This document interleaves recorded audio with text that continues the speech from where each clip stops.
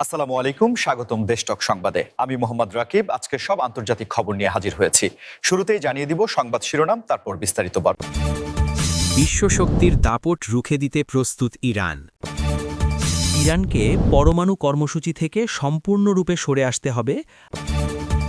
Iran যুদ্ধ শুরুর আগেই ট্রাম্প প্রশাসনের দৈনিক ব্যয় $2,80,00,000। রাশিয়ার ক্ষেপণাস্ত্র তৈরির কারখানায় হামলার দাবি ইউক্রেনের। শুল্ক নীতি নিয়ে বড় ধাক্কা ট্রাম্পের। আসসালামু আলাইকুম, স্বাগতম জানাচ্ছি দেশটক সংবাদে। আমি মোহাম্মদ রাকিব। এতক্ষণ শুনছিলেন সংবাদ শিরোনাম, এবার বিস্তারিত। বিশ্বশক্তির দাপট রুখে দিতে প্রস্তুত ইরান। এই শিরোনামটি বর্তমানে আন্তর্জাতিক ভূরাজনীতির সবচেয়ে আলোচিত বিষয়গুলোর একটি হয়ে দাঁড়িয়েছে, কারণ মধ্যপ্রাচ্যের এই দেশটি সাম্প্রতিক বছরগুলোতে তাদের কূটনৈতিক, অর্থনৈতিক এবং কৌশলগত অবস্থানকে এমন একটি পর্যায়ে নিয়ে গেছে যা পশ্চিমাদের জন্য এক বড় চ্যালেঞ্জ হিসাবে আবির্ভূত হয়েছে। আপনারা নিশ্চয়ই লক্ষ্য করেছেন যে বছরের পর বছর ধরে চলা কঠোর অর্থনৈতিক নিষেধাজ্ঞা এবং আন্তর্জাতিক চাপের মুখেও ইরান নিজেদের একটি স্বনির্ভর রাষ্ট্র হিসাবে গড়ে তোলার আপ্রাণ চেষ্টা চালিয়ে যাচ্ছে। বিশেষ করে তাদের নিজস্ব প্রতিরক্ষা শিল্প এবং প্রযুক্তিগত উন্নয়নের মাধ্যমে তারা প্রমাণ করতে চাইছে যে বহির্বিশ্বের উপর নির্ভর না করেও টিকে থাকা সম্ভব। আন্তর্জাতিক বিশ্লেষকরা মনে করছেন ইরানের এই আত্মবিশ্বাসের মূল কারণ হল তাদের পরিবর্তিত বৈদেশিক নীতি, যেখানে তারা আর কেবল পশ্চিমা দেশগুলোর দিকে তাকিয়ে নেই, বরং তারা এখন এশিয়া এবং গ্লোবাল সাউথের দিকে মনোযোগ দিয়েছে। চীন এবং রাশিয়ার মতো বৃহৎ পরাশক্তিগুলোর সাথে তাদের কৌশলগত এবং বাণিজ্যিক সম্পর্ক আগের যে কোনো সময়ের চেয়ে অনেক বেশি গভীর হয়েছে, যার ফলে পশ্চিমা দেশগুলোর তৈরি করা একচেটিয়া বৈশ্বিক ব্যবস্থা বা গ্লোবাল অর্ডারের বিরুদ্ধে তারা একটি শক্তিশালী বিকল্প জোট তৈরি করতে সক্ষম হচ্ছে। ব্রিক্স এবং সাংহাই কোঅপারেশন অর্গানাইজেশনের মতো আন্তর্জাতিক ফোরামে ইরানের সক্রিয় অংশগ্রহণ এই ইঙ্গিতই দেয় যে তারা ডলারের আধিপত্য কমানোর পাশাপাশি একটি বহুমুখী বিশ্ব ব্যবস্থা বা মাল্টিপোলার ওয়ার্ল্ড প্রতিষ্ঠায় গুরুত্বপূর্ণ ভূমিকা রাখতে চায়। এর পাশাপাশি ইরানের অভ্যন্তরীণ অবকাঠামো উন্নয়ন ইরানকে পরমাণু কর্মসূচি থেকে সম্পূর্ণরূপে সরে আসতে হবে। আন্তর্জাতিক পরিমণ্ডলে এই দাবিটি নতুন না হলেও সাম্প্রতিক সময়ে পশ্চিমা দেশগুলো এবং আন্তর্জাতিক পরমাণু শক্তি সংস্থা বা IAEA এই বিষয়ে তাদের অবস্থান আগের চেয়ে অনেক বেশি কঠোর করেছে। আপনারা যারা আন্তর্জাতিক সংবাদ নিয়মিত অনুসরণ করেন তারা জানেন যে 2015 সালে ইরান এবং বিশ্বের ক্ষমতাধর 6টি দেশের মধ্যে joint comprehensive plan of action বা JCPOA নামের একটি ঐতিহাসিক চুক্তি স্বাক্ষরিত হয়েছিল, যার মূল লক্ষ্য ছিল ইরানের পরমাণু কর্মসূচিকে একটি নির্দিষ্ট সীমার মধ্যে রাখা এবং বিনিময়ে তাদের ওপর থেকে অর্থনৈতিক নিষেধাজ্ঞাগুলো তুলে নেওয়া।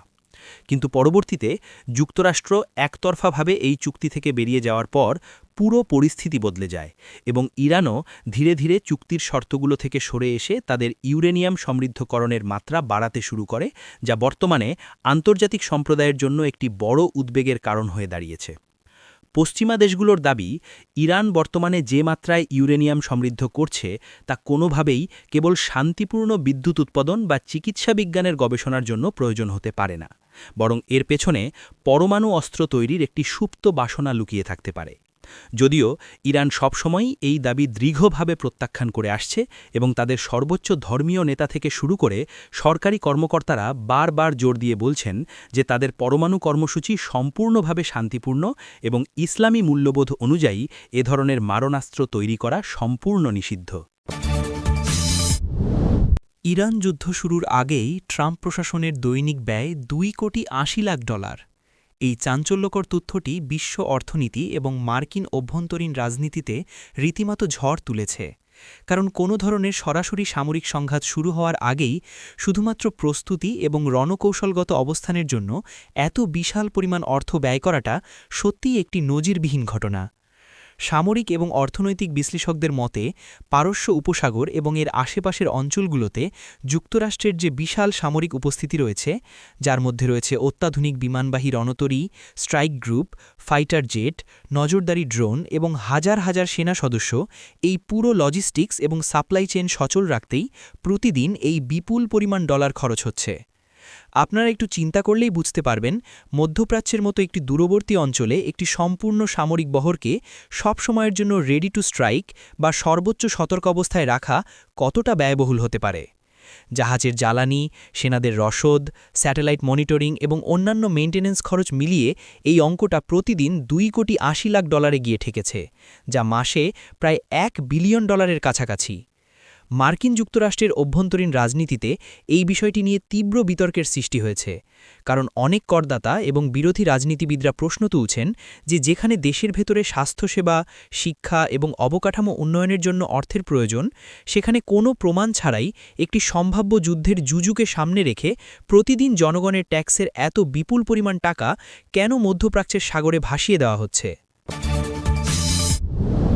রাশিয়ার ক্ষেপণাস্ত্র তৈরির কারখানায় হামলার দাবি ইউক্রেনের। এই খবরটি চলমান পূর্ব ইউরোপীয় সংঘাতের ক্ষেত্রে একটি নতুন কৌশলগত মোড় হিসেবে দেখা হচ্ছে, কারণ ইউক্রেন এখন শুধুমাত্র নিজেদের সীমানার ভেতরেই প্রতিরোধ গড়ে তুলছে না, বরং তারা সংঘাতের মূল উৎস অর্থাৎ রাশিয়ার ভেতরের সাপ্লাই চেইন বা সরবরাহ ব্যবস্থায় আঘাত হানার চেষ্টা করছে। আন্তর্জাতিক সংবাদমাধ্যমগুলোর সূত্র মতে ইউক্রেনের নিজস্ব প্রযুক্তিতে তৈরি দূরপাল্লার ড্রোন এবং অন্যান্য আধুনিক কৌশল ব্যবহার করে তারা রাশিয়ার গভীরে থাকা এই অত্যন্ত গুরুত্বপূর্ণ সামরিক স্থাপনাগুলোতে হামলা চালানোর দাবি করেছে, যা প্রমাণ করে যে ইউক্রেনের সামরিক সক্ষমতা এবং গোয়েন্দা নেটওয়ার্ক গত কয়েক মাসে উল্লেখযোগ্যভাবে বৃদ্ধি পেয়েছে। যে কোনো আধুনিক যুদ্ধের ক্ষেত্রে লজিস্টিক্স বা সরবরাহ ব্যবস্থা হল সবচেয়ে গুরুত্বপূর্ণ বিষয়। একটি দেশের কাছে যতই সৈন্য থাক না কেন, তাদের হাতে যদি পর্যাপ্ত অস্ত্র, গোলাবারুদ বা ক্ষেপণাস্ত্র না পৌঁছায়, তবে রণাঙ্গনে টিকে থাকা প্রায় অসম্ভব হয়ে পড়ে। আর ঠিক এই জায়গাটিতেই আঘাত করার কৌশল নিয়েছে ইউক্রেন। বিশ্লেষকরা মনে করছেন রাশিয়ার এই কারখানায় যদি সত্যিই বড় ধরনের কোনো ক্ষতি হয়ে থাকে, তবে তা রণাঙ্গনে তাদের ক্ষেপণাস্ত্র সরবরাহের গতিকে বেশ অনেকটাই স্লথ করে দেবে, যা ইউক্রেনের সামরিক বাহিনীকে পুনরায় নিজেদের গুছিয়ে নেওয়ার এবং পাল্টা আক্রমণ চালানোর জন্য একটি মূল্যবান সময় এনে দেবে। তাছাড়া রাশিয়ার ভৌগোলিক সীমানার এত গভীরে গিয়ে এ ধরনের সফল হামলা চালাতে পারাটা ইউক্রেনের মিত্র দেশগুলোর জন্য একটি বড় বার্তা, কারণ পশ্চিমা দেশগুলো এতদিন যে সহায়তা দিয়ে আসছিল, ইউক্রেন এখন দেখাতে চাইছে যে তারা সেই সহায়তার সঠিক ব্যবহার করে সরাসরি শত্রুর হৃৎপিণ্ডে আঘাত হানতে সক্ষম। তবে এই হামলার দাবি যদি সত্য হয়। শুল্ক নীতি নিয়ে বড় ধাক্কা ট্রাম্পের। মার্কিন প্রেসিডেন্টের পদক্ষেপকে বেআইনি ঘোষণা করল সুপ্রিম কোর্ট। এই ঐতিহাসিক রায়টি কেবল মার্কিন যুক্তরাষ্ট্রের অভ্যন্তরীণ রাজনীতিতেই নয়, বরং আন্তর্জাতিক বাণিজ্য ব্যবস্থায় একটি বিশাল প্রভাব ফেলেছে, কারণ এটি নির্বাহী ক্ষমতা এবং আইনি সীমানার মধ্যে একটি স্পষ্ট রেখা টেনে দিয়েছে।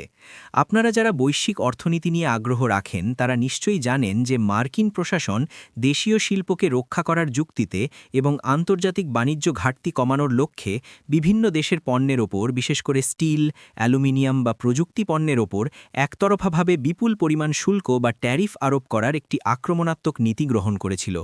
প্রশাসনের দাবি ছিল এই শুল্ক নীতির ফলে মার্কিন যুক্তরাষ্ট্রের ভেতরে নতুন কারখানা তৈরি হবে, সাধারণ মানুষের কর্মসংস্থান বাড়বে এবং বিদেশি দেশগুলোর, বিশেষ করে চীনের মতো বৃহৎ অর্থনীতির অন্যায্য বাণিজ্য সুবিধাগুলো বন্ধ করা সম্ভব হবে। কিন্তু সুপ্রিম কোর্টের এই সাম্প্রতিক রায়ে বলা হয়েছে যে প্রেসিডেন্ট বা নির্বাহী বিভাগ কংগ্রেসের পূর্বানুমোদন ছাড়া এবং সুনির্দিষ্ট আইনি প্রক্রিয়া অনুসরণ না করে নিজেদের খেয়াল খুশি মতো এ ধরনের জাতীয় নিরাপত্তা বা অর্থনৈতিক জরুরি অবস্থার দোহাই দিয়ে যে কোনো দেশের উপর শুল্ক আরোপ করতে পারেন না, যা স্পষ্টতই ক্ষমতার অপব্যবহার এবং বেআইনি। এই রায়ের ফলে মার্কিন যুক্তরাষ্ট্রের অভ্যন্তরীণ ব্যবসায়ী মহল, বিশেষ করে যারা আমদানি নির্ভর শিল্পের সাথে যুক্ত, তারা একটি বড় ধরনের স্বস্তি পেয়েছেন, কারণ আকস্মিক শুল্ক বৃদ্ধির কারণে তাদের উৎপাদন খরচ বেড়ে যাচ্ছিল এবং সাপ্লাই চেইন মারাত্মকভাবে বাধাগ্রস্ত হচ্ছিল, যার প্রভাব শেষ পর্যন্ত সাধারণ ভোক্তাদের ওপর গিয়ে পড়ছিল অতিরিক্ত মূল্য বৃদ্ধির মাধ্যমে।